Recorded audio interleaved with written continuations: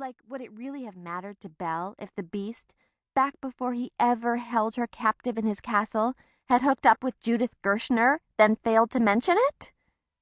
No, because that all happened before Belle and the Beast found each other. So what difference did it make? Exactly. None.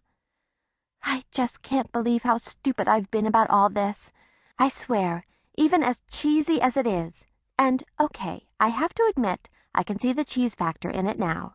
Beauty and the Beast has brought new clarity to my life, which shouldn't be all that surprising since it is, after all, a tale as old as time. Anyway, I know in the past I've said my ideal man is one who can sit through an entire performance of Beauty and the Beast, the most romantic and beautiful story ever told, and not snicker in the wrong places, such as when the Beast is undergoing his onstage transformation into the prince, or when the fake stuffed wolves come on. Well, they can't make them too scary since there are little kids in the audience. But now I realize that the only guy I've ever attended the show with who has passed that test is J.P. Reynolds Abernathy IV. He even, I couldn't help noticing, had a single tear trickling down his cheek during the scene where Belle valiantly exchanges her own life for her father's. Michael has never cried during a Broadway show, except in that scene where Tarzan's ape father is brutally murdered. And that was only because he was laughing so hard. But here's the thing. I'm starting to think that isn't necessarily a bad thing. I think guys just might be different from girls. Not just because they actually care about things like whether or not there'll ever be a Night Stalkers movie starring Jessica Biel reprising her role as Abby Whistler from Blade Trinity. Or because they think it's okay to sleep with Judith Gershner and never mention it to their girlfriend because it happened before they started going out.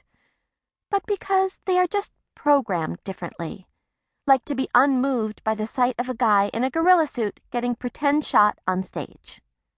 Whereas they completely believe that scene in the movie Notting Hill, where Julia Roberts' character goes back to that guy played by Hugh Grant, even though in a million years a snotty movie star like that would never fall for a lowly bookstore owner. And I say that as a princess who is in love with a college student. The thing is, I finally get it now. Guys are different than we are. But that's not always a bad thing. In fact, as my ancestors would say, vive la différence. Because, okay, a lot of guys don't like musicals. But those same guys might also give you a snowflake necklace for your 15th birthday to represent the non-denominational winter dance where you first declared your love for each other. Which, you have to admit, is way romantic. Oh, the lights just flickered. It's time to go back to my seat for the second act. Which, truthfully, I'm not really looking forward to. It would be all right if JP didn't keep asking me if I was all right. I totally get that he's concerned about me as a friend and all, but what does he expect me to say? How can he not know that the answer is no, I'm not all right?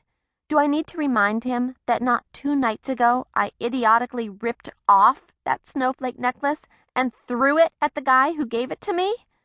Does he think you just automatically rebound from something like that? Just because you are attending a musical with dancing teacups in it?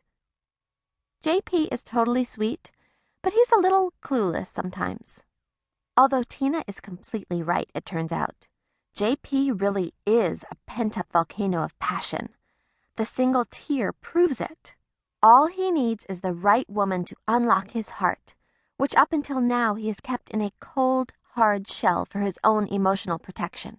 And he will explode like the simmering caldera that makes up part of Yellowstone National Park. And obviously this woman wasn't Lily, who, by the way, also hasn't called or emailed me, even to yell at me some more for being a boyfriend stealer, which isn't a bit like her. On the other hand, maybe JP isn't clueless. Maybe he's just a guy. They can't all be like the Beast, I guess.